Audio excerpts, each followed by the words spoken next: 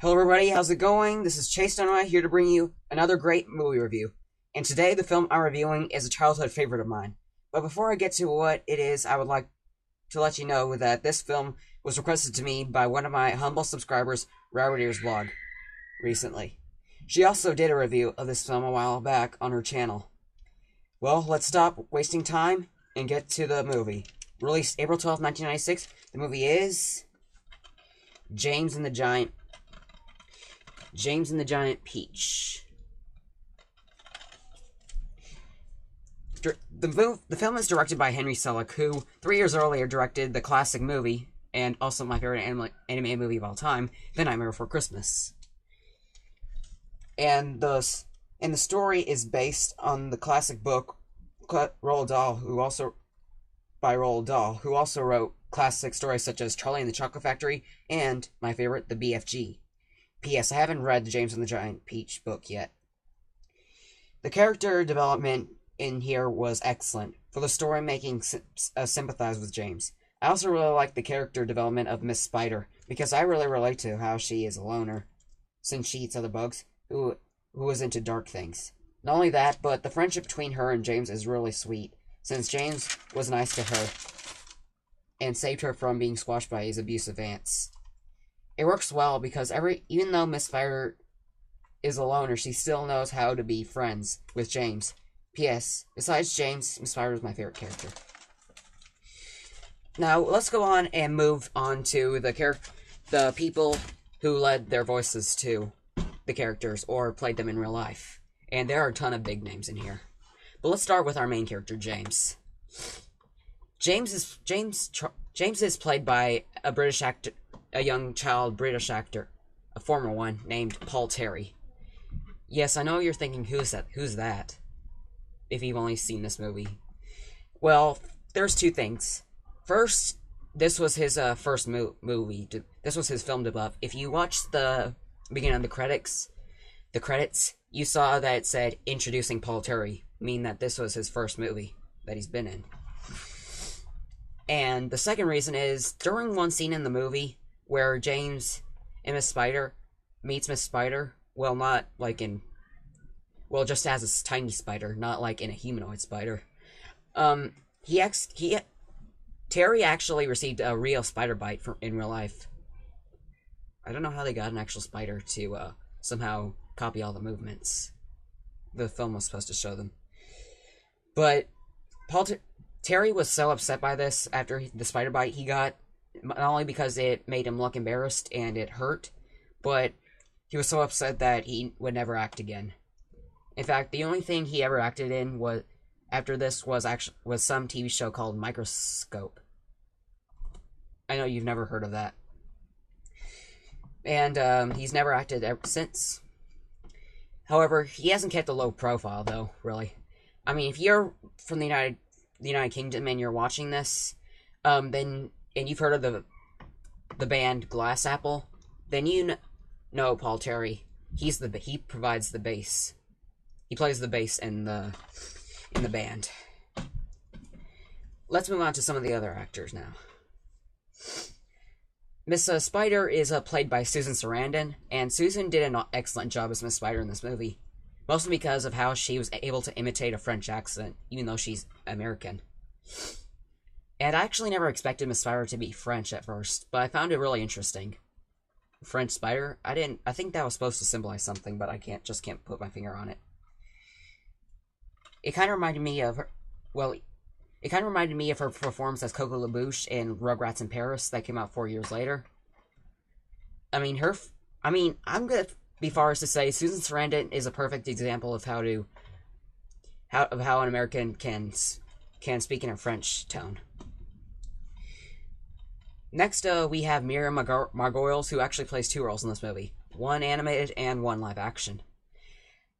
The live action role Margolyes plays is Aunt Sponge, one of James's abusive aunts. And she actually did a pretty well performance, along with Joanna Lumley, who also played Aunt Spiker. They did fit the performance really well as two really abusive aunts that you wish you never had aunts like that. And Miss Margoyles also plays the glowworm. Even though she doesn't have very much lines, she is pretty funny, providing how she's deaf and she still gives light to the peach inside. And finally, and this is the one I also remember the most, is David Thewlis as Earthworm, who you may remember as Professor Lupin from the Harry Potter movies.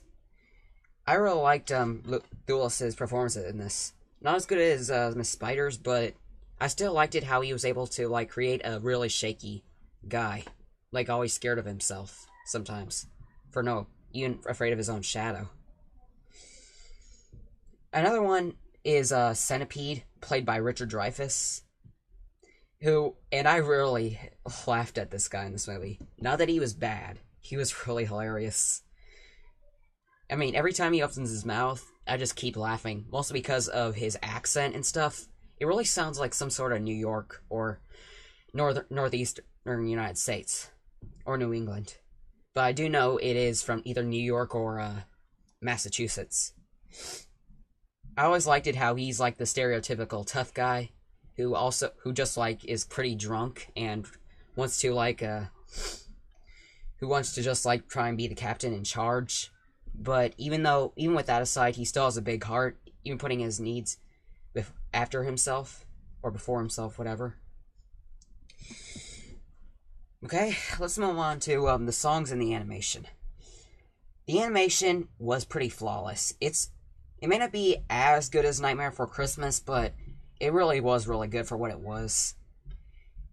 And I know some of you saw this movie when James ate one of the crocodile tongues in that one piece of peach he ate during the movie. You realize that he turned animated instead of live action. And a lot of people, even Robert Ears blog, criticized that it just made the film more confusing, since now James was animated, and realized he changed. In fact, Robert Ears actually wondered why they couldn't have just kept James in live action while still being filmed in animated scenes. Well, Robert Ears, I can answer that question for you. Selleck originally was intending that, just like in Who Framed Roger Rabbit, with putting the live action characters or animated characters together. But due to low cost, they were unable to, so they just decided to go ahead and do it in animated. Hey, even if it is confusing that James turned animated, still, at least it's better than what it could have turned out if James was badly choreographed into the animated scenes. But still, I really think the animation is flawless here. I really like the character designs, especially Miss Spiders. I never thought I'd ever see a spider with black and white stripes. I think she's supposed to be a Black Widow, but she has no red hourglass on right there. Now let's move on to the songs written by Randy Newman. Now, this might become a shocker to many Pixar or Disney or Randy Newman fans out there, but I don't really listen to Newman's music that much. Don't get mad at me, I just don't really listen to his music that much. But some of his music I have listened to actually has been quite decent, like You Got a Friend in Me from Toy Story, and the songs from this movie. My most favorite songs in this movie are That's the Life for Me, My Name is James, and We're Family. They just left spirit in you and stuff that you want to just dance to the music. But James, My Name is James, on the other hand, makes you want to cry on how beautiful it is. My least favorite song in the movie would have to be the Eating the Peach song. I mean, it was really off key for me, and it didn't really make any sense, except for just telling us about eating the peach, and it just felt cringe-worthy at best. Well, okay. Overall, James and the Giant Peach is a really great movie. The animation is really good. The acting was great. The story was well developed, especially to make us like the characters. And I also really liked it that they were able to pull off another animated slash live action movie since Who Framed Roger Rabbit. And I don't know if we're ever gonna be doing any more of these days, unless people really want to do it that bad. But I really hope they can make it as good as James and the Giant Peach and Who Framed Roger Rabbit.